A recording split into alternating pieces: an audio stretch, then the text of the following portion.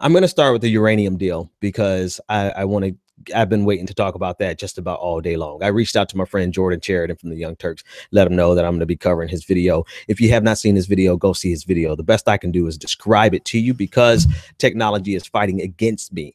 I'll do a more professionalized version tomorrow. But as for right now, I want to go over the particulars of the story and why the Hill version of the story is, in my opinion, crap. And the knee-jerk reaction of progressives to buy into anything that is anti-Hillary Clinton begins to betray us. So I already chatted with Jordan. I'm not coming for Jordan. He already knows I'm going to do this video. He disagrees with me, and that's totally fine. We're not going to agree on everything. And so I told him to feel free to, if he sees holes in my perspective, to, if he has the time, to go ahead and come back and rip it apart. Jimmy Dore also did a version of this story. Everybody's covering the story. And what's disappointing to me about it is that very few people are actually digging underneath the article in The Hill. First of all, thehill.com is not the most prestigious outlet in the world, which doesn't make a big hill of difference to me, right? But because if you're going to question the veracity of Washington Post, New York Times, the big people who everybody assumes is always right, even though they're not. If you have enough foresight and enough journalistic curiosity to question the validity of what you read in those outlets, why would you not question what you read in The Hill? The Hill is not more prestigious, or The Hill basically is a regurgitation website.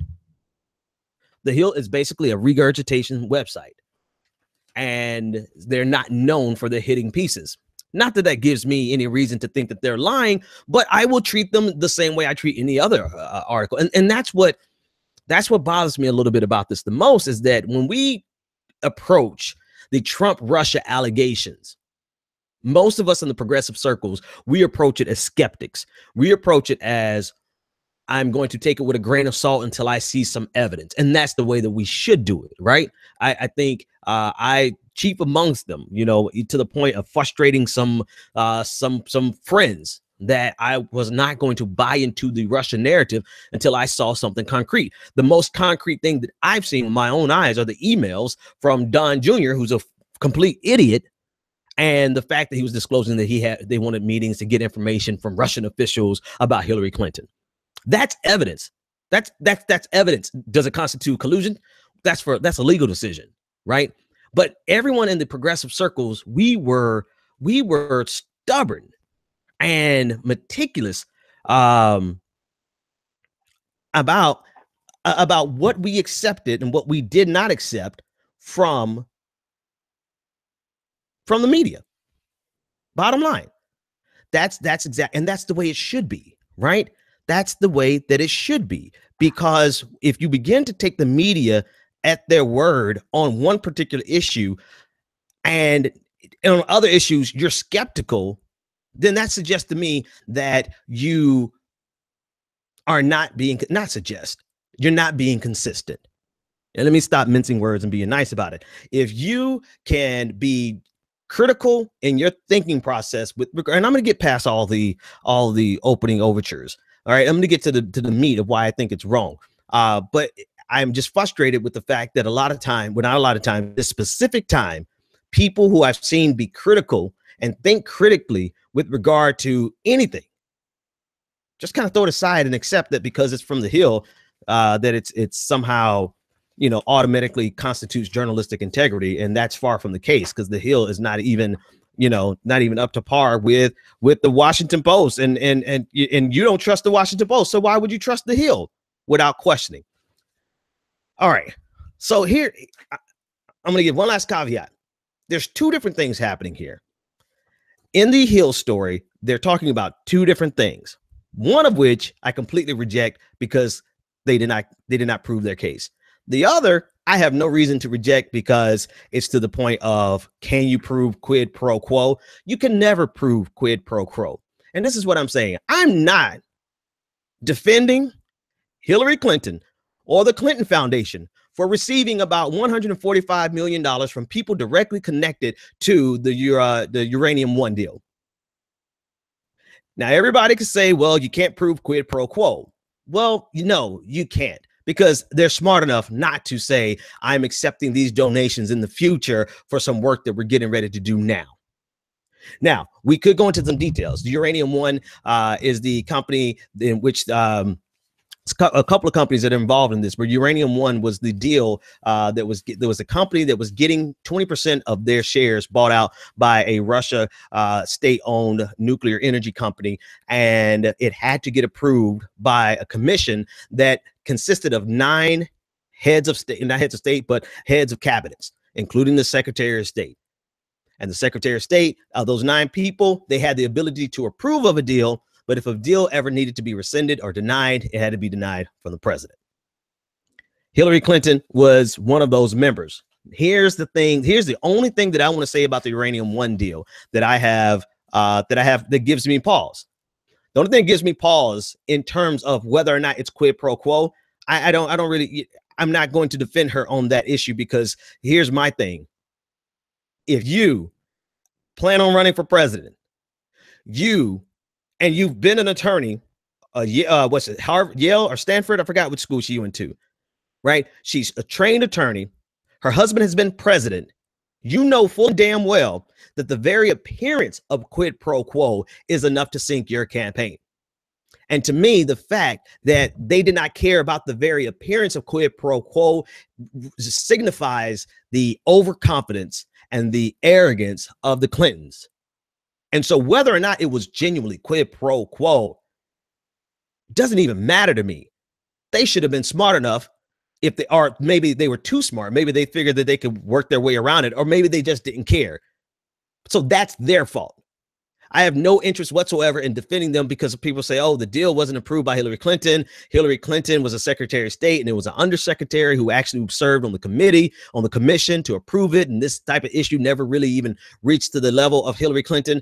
That's besides the point. If Hillary Clinton and Bill Clinton saw that what he was about to receive from the 2 donors, I have the names in here somewhere. There's a lot of names in here, from those 2 donors that totaled up to hundreds of, like $145 million. If they weren't smart enough to see that that was going to cause her a problem when she ran for president, then they were either ignorant or overly confident, and that's their fault. So I'm putting the entire Uranium One argument to the side, because the Hill article actually covers 2 different things. The Uranium One deal that gives the appearance of quid pro quo, if not outright quid pro quo, tossing that to the side, because again, it doesn't matter. It doesn't matter. Even if it looks like quid pro quo, it was enough to sink her campaign. I mean, their internal polling showed that one deal was enough to make more than 50% of Americans. Their internal polling showed that 50% of Americans would turn on Hillary Clinton if they found out about that deal.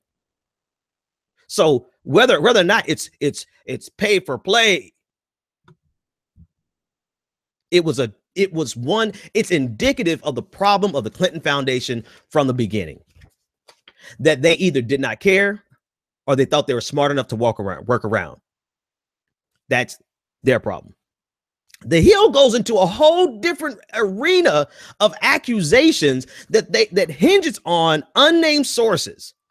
It hinges on the testimonies of people who they do not name, and the crux of their story, of these new accusations, which make all the world of a difference, hinge on, here, I'm going to get this particular paragraph. The particular paragraph, it says this: the case also made no mention of any connection to the influence peddling conversations the FBI undercover informant witnessed about the Russian nuclear officials trying to ingratiate themselves with the Clintons, even though agents had gathered documents showing transmission of millions of dollars from Russia's nuclear aid industry to an American entity that had provided assistance to Bill Clinton's foundation, sources confirmed to the Hill. It completely hinges on unnamed sources in the most important places. Now, they dropped some names. They dropped a couple of images of FBI documents, but in their core accusation, it's an unnamed source. And isn't that the exact same thing that we reject with the Donald Trump story? So here's their overall assertion. There's one man involved in this more so than anyone else. It's Vadim Makirins. maybe pronounced, I am probably pronouncing his name wrong. He was a CEO of a subsidiary of the Russian conglomerate, the state nuclear energy company that bought 20% of Uranium One, Vadim McKerin. He's the core of the Hill story.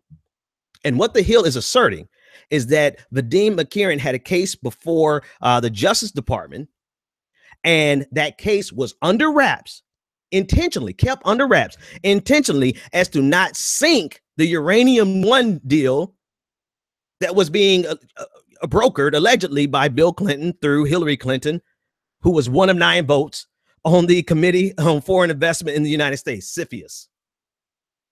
That's their assertion. And it requires, for you to believe this, it requires you to believe that everybody in the government, from the Attorney General, from the FBI department, from the FBI to the Attorney General to President Barack Obama, were so interested in Bill Clinton getting this money after the fact that they were willing to suppress an investigation and keep it quiet. Shh, mum's the word, as Jimmy Dore said. Keep it quiet so that nobody would throw a hint of suspicion on the deal. Never mind the fact that there are 8 other agencies that serve on this committee. Never mind the fact that any of those 8 agencies could have thrown a red flag. Never mind the fact that those agencies had information, confidential information, and access to information. But they're saying that this deal was so important to Bill Clinton that he got the President of the United States, Barack Obama, Attorney General Eric Holder, along with everybody else who touched this case, to keep it all on the hush. Why? Because according to Jimmy Dore, they all wanted to get rich. The Hill doesn't prove this.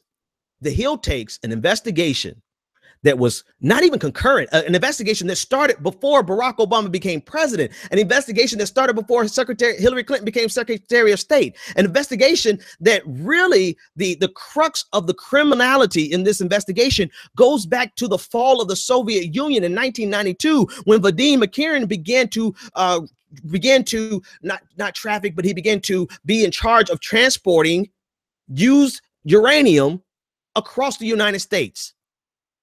And what he's found guilty, what he's been found guilty of, and had been sentenced to 4 years in prison, he was found guilty of getting kickbacks in order to offer no bid contracts, getting contracts, standard corruption with the company. I have the name of the company in here somewhere, but it's an American company that he received $2 million worth of kickbacks. Now, this investigation was going on, not even simultaneously. This is the smoke and daggers that the Hill actually engaged in, because the investigation occurred. Majority of it started long before Hillary Clinton and Barack Obama got into office. But because you know what it is? Before I get back to any more of the details, you know what it is? The story by itself is a story that's going to get maybe 1,000 hits.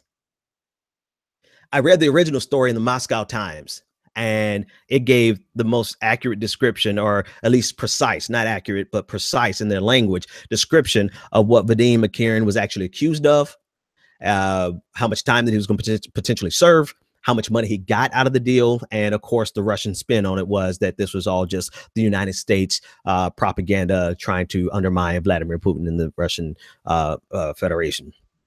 That was the Russian time. But that article, without the salaciousness, was going to get, I don't know, 1,000 hits. But if you tie it to this Uranium One deal, which they have no direct connection. And I think this is the biggest thing. There is no direct connection between the accusation that the Hill is making and the Uranium One deal. The Uranium One deal is a big deal. The Uranium One deal by itself was enough to sink Hillary Clinton's election. She's not president of the United States right now.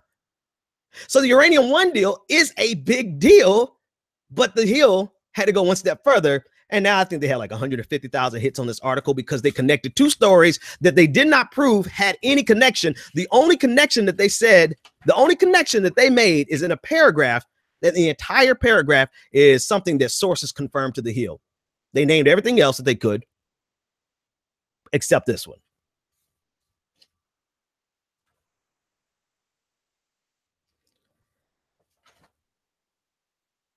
I mean, I actually feel like the crazy people who draw the lines and stuff, because I'm mapping this out today. I'm mapping this out today with the full expectation of nothing, to be quite honest with you. When I cracked this open and I started reading it, I'm like, let's see what this is about. And then I started seeing videos come out from people like, oh, this proves collusion. This doesn't prove any goddamn collusion. This doesn't prove it. It proves this Hill article proves nothing new. It proves nothing new. The Uranium One deal, which most of us have known about at least since 2015, as early back as 2014, when people started getting wind of it, the Uranium One deal does not prove quid pro quo, but I don't care if it proves quid pro quo or not. It shows you that the Clintons were either too careless, too ignorant, or too arrogant to realize that this was a problem. So can we agree? Let's agree on one, that the Uranium One deal, even if it couldn't prove quid pro quo, I think we can all agree that that was a Clinton's problem of their own making. And it was enough to sink her campaign. And what the Hill, and the only reason I came, you know what, here's the only reason. I'm going to be honest with you. I didn't give a shit about this story. The only reason I give a shit about the story is because Donald Trump tweeted it out this morning. And I'm like, this dude is so desperate to change the narrative from anything else, that he's has. I mean, of course he has no problem dealing in conspiracy theories. Of course not. And I don't consider this, let me take that word back. I don't consider this to be a conspiracy theory. I consider this to be yellow journalism. This is yellow journalism, and I'm disappointed that that investigative journalists, not just Jordan, a couple of other people, didn't catch it. I had no expectation of Jimmy Dore to catch it, because this is right up his fucking alley. He loves this. This is it's collusion. Mum's the word. So FBI uncovered Russian bribery before Obama administration approved controversial nuclear deal with Moscow. Here's FBI uncovered Russian bribery before. This opening sentence is so loaded. The title is so loaded, because you know what they might as well have said? The USSR, the Soviet Union, collapsed before Obama administration approved controversial nuclear deal with Moscow, because the corruption goes back to 1992. And they're trying to assert that this guy's corruption, the guy who the FBI was investigating, the guy the FBI did charge, they're trying to say that this guy, they have to make the assertion, and they don't do it, but for this to be logical, they have to make the assertion that the corruption that Vadim Makirin was involved in was directly connected to the Clintons. Quid pro quo. You have to make that assertion for these two stories to connect. Otherwise, these are two stories running parallel with each other. One started long before before Barack Obama was even thought of in terms of the presidency back in 1992. One started that far back. And the other is the Uranium One deal that screwed the Clintons' election. Without the connecting bridge, these two stories have nothing to do with each other. One is just a guy, and I mean, we can go item by item. I probably should just do this with somebody who really believes this. I really want to do this with somebody who really believes this, so we can go item by item and just show you why the Hill did not prove their case. The Hill simply said that the FBI uncovered a Russian bribery scheme. Totally separate story. Before Obama approved a controversial nuclear deal with Moscow. A totally different story. And they did not prove their case. At the time I printed this, yeah, I'm old school. I had to mark it up. I printed it. It's 119,000 shares. If you connect those two, get Julian Assange to share it and get Donald Trump to share it, you can get your million clicks. All right, a couple other assertions that you have to make for this article to be true. And again, I'm quite sure that somebody's going to say Ben doesn't believe in the uranium. I don't want who the hell cares what I believe? It's irrelevant what I believe. Is what's relevant is what they can prove, or what are the political implications of what has been done. Who cares what I believe? And I think that's a starting point that a lot of people make mistakes on. They have a statement of belief that anything that has Hillary Clinton and corruption in is automatically true. Even if it requires the president of the United States, who got nothing, according to this own article, they never documented what the president of the United States got, Barack Obama. What did President Obama get out of this? What did Eric Holder get out of this? Because Eric Holder would have had to be in on this too. What did he get out of this? The article doesn't outline that. The only person who would have gotten something out of this would have been Bill Clinton and the Clinton Foundation and Hillary Clinton, but they didn't even make the connection between Vadim, McCarran, and the Clinton Foundation. They only have one line in here, and it's sources confirmed to the Hill. And if you reject that notion when you read something about Donald Trump and the Russia gate, then how can you accept that technique in this case and say that it doesn't prove anything? It proves your confirmation bias. And I mean, 9 times out of 10, I was going to ignore this story. I was, which I actually made me break out the printer paper and red ink and treat this like I'm grading papers. So what has been done over and over and over again, you can call in 857-600-0518. What has been done over and over and over again in this case has been people take this headline and they take this headline, which implicates Barack Obama, Eric Holder, the entire Department of Justice Department.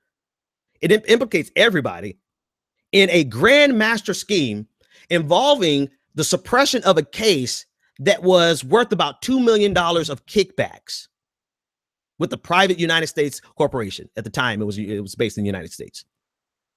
And they want you to believe, you have to believe, that that this guy who had $2 million worth of kickbacks somehow funneled money to the Clinton Foundation, and Barack Obama kept it quiet on behalf of Bill Clinton.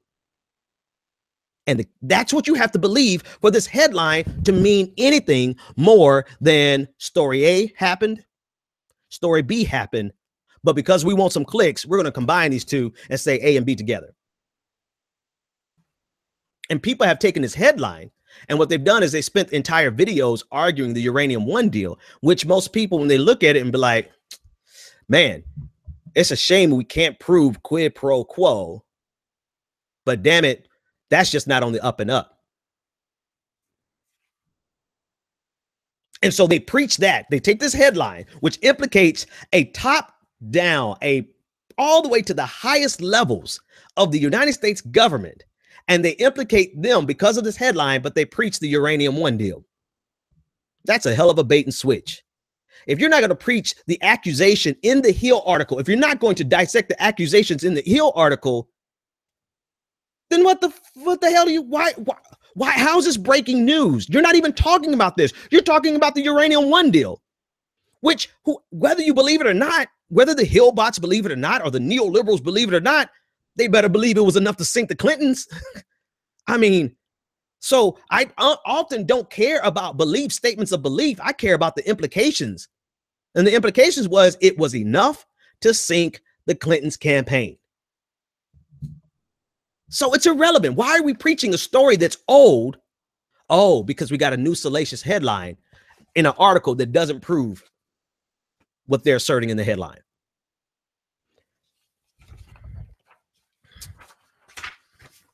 All right, this is going to be one rare night where I actually read stuff that I wrote down because I don't want to forget anything.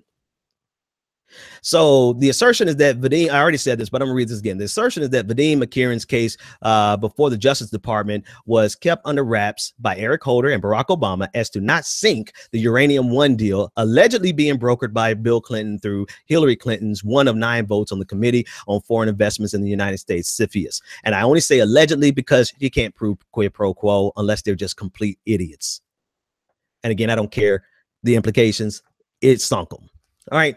The connection is that McCarran was the CEO of a subsidiary of Rosatom, the entity that would eventually obtain 100% of Uranium One. Now, one interesting thing about the Uranium One deal is that it was originally approved at, I believe, a 20% stake, and everyone's talking about 20. Well, they got 20% control of 20% of the United States uranium. That's true. That's still true, and it's still true that that uranium, even though it's underneath control of quote unquote Russia, that uranium never left and can never leave the United States, right? It just means that if the United States or private companies in the United States wants access to that 20% of uranium, that the profits are going to go back to Russia, right? So it's not as though 20% of our uranium is being shipped over there and they're going to build nuclear weapons with a deal that Hillary Clinton. So I want to make sure that everybody understands that this is an energy industry. Of course, I mean, I guess theoretically, if they got a hold of it, they can weaponize it, whatever the case may be, but they can't get a hold of it because the uranium will never leave the United States. And so what Russia is actually getting, because I'm like, well, what is Russia actually getting in this deal? Well, they're just getting the rights to it so that if it's sold and transported throughout the United States and some company purchases it for energy use, that a percentage of that goes back to Russia. So they do get something out of it. But I think some people imply in a far more nefarious connotation than is actually in the deal. The deal is actually rather boring, with the exception of it involves the Kremlin, literally the Kremlin. And so that's when your ears perk up and you're like, holy, okay, we need to pay attention. Right. So that's the connection. The only connection between McCarran and the Russians, the company that bought a portion of Uranium One. Make sure I'm even saying that name right at this point. Yeah, Uranium One. That's headed in Toronto. The only connection is that he was a CEO of a subsidiary. But his job, again, has been working on since 1992, the transportation of uranium in the United States. All right, let me read a couple other notes. It's a rare night. I know I don't ever read shit, but here you go. They're also asserting that the case took too long. This is an important. This is very important. They're also asserting that the case took too long and was too big for of a collar. In other words, this case with Vadim McCarran, this case was really big and took too long for it to have such paltry results. The results of this 10-year investigation ended up being one guy going to jail for 4 years and having to pay back or forfeit $2.1 million. And so the Hill is saying that that case is too long and it's too big of a deal for people not to be in the Justice Department. They literally are saying this, right? The Justice Department didn't make a big hubbubaloo out of it. Like they didn't make a big deal out of it. And because of that, they don't say it, but they leave it for you to imply or to infer rather that, mum's the word. Well, I mean, you make an accusation, give us what they didn't do. If you really want to make that accusation, this is how you do it, the Hill. You look at the normal length of time of an investigation. You get the average length of time of several investigations that are similar to this. And you get the number of press releases that are involved with a collar like this. And you compare. And you can even do a statistical analysis if you have enough data points and say that this incident is an outlier. But they didn't do that, because they just would rather use yellow journalism and infer that, or imply rather, that you didn't promote this because everybody from Barack Obama down to Eric Holder, down to the agents who were investigating this, wanted to keep this on the hush so that Bill Clinton at some future date could get his hands on a donation to the Clinton Foundation. All right, so they also certain that the case took too long and was too big of a collar for the Justice Department to not make a big deal or settle for a mere 4 years in prison and $2.1 million in forfeiture. They're indirectly and intentionally asserting that the Obama administration intentionally quelched this investigation as to not sink a deal that Jimmy Dore claims would make everyone rich. I mean, you'd have to make that leap. You have to make that claim that it's going to make everybody rich, even though it's not showing how anyone else got rich off of this except the Clinton Foundation. So Vadim McCarran was convicted of conspiracy to extort 1.7 million. Transport Logics International. That's the name of the American company that he was giving. It's a really a simple case. not in terms of what they had to do to investigate. I have no idea in terms of everything they had to do to investigate, but it's a simple case of guy has power, guy leverages power to get a kickback.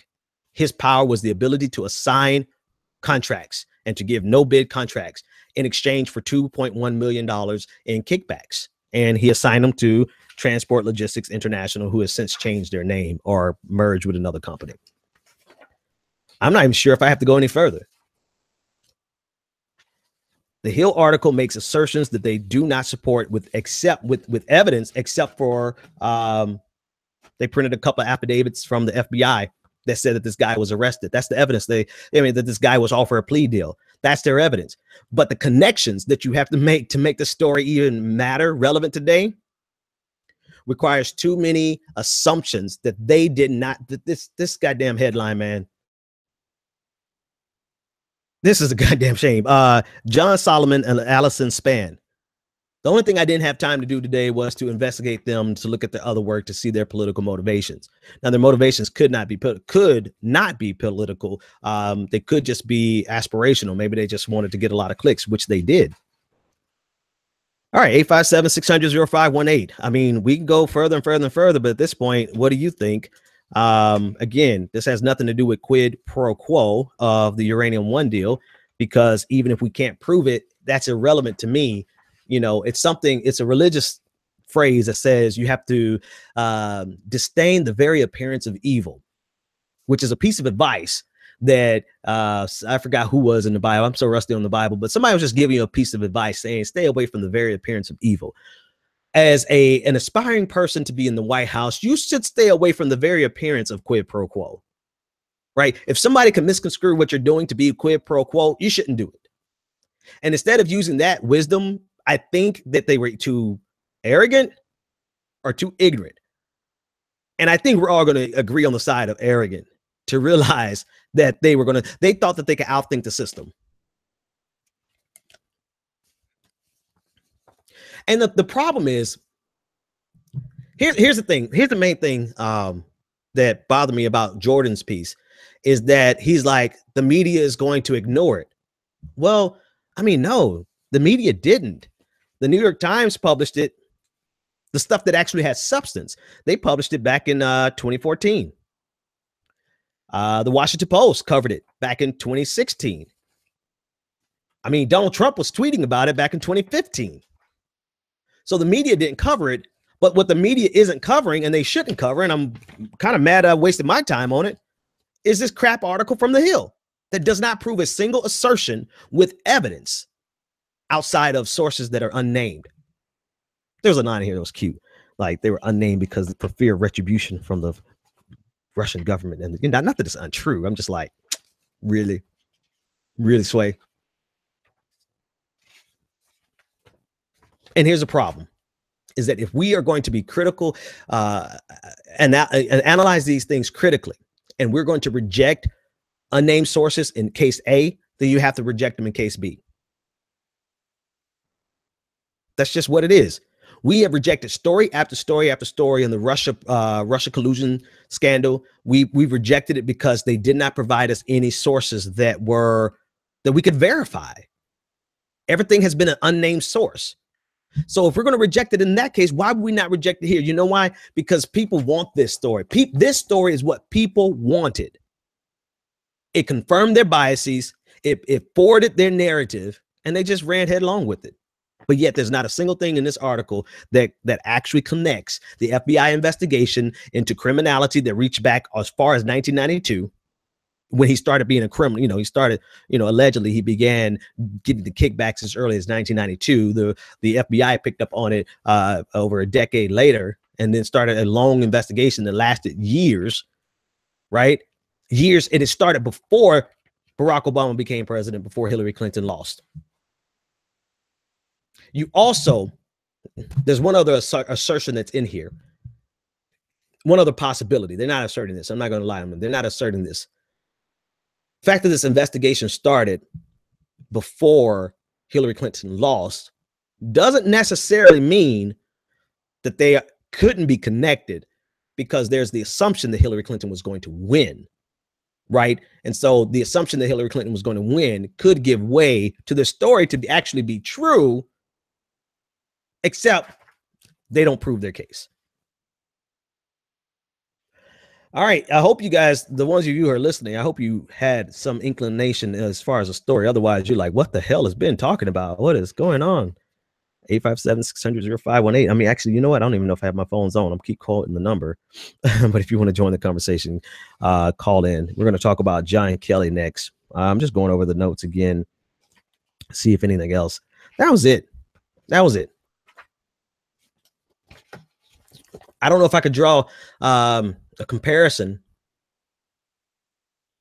I don't know if I could draw a comparison, but it really are they are really two separate stories that the Hill tried to connect based on something that they didn't prove, something that they unnamed sources for one, and the sheer association, right? The sheer association that the guy who got arrested and spent time, if not still in jail for kickbacks, was the CEO of a subsidiary of the parent company that actually bought out 20%, then ended up being 100% of Uranium One.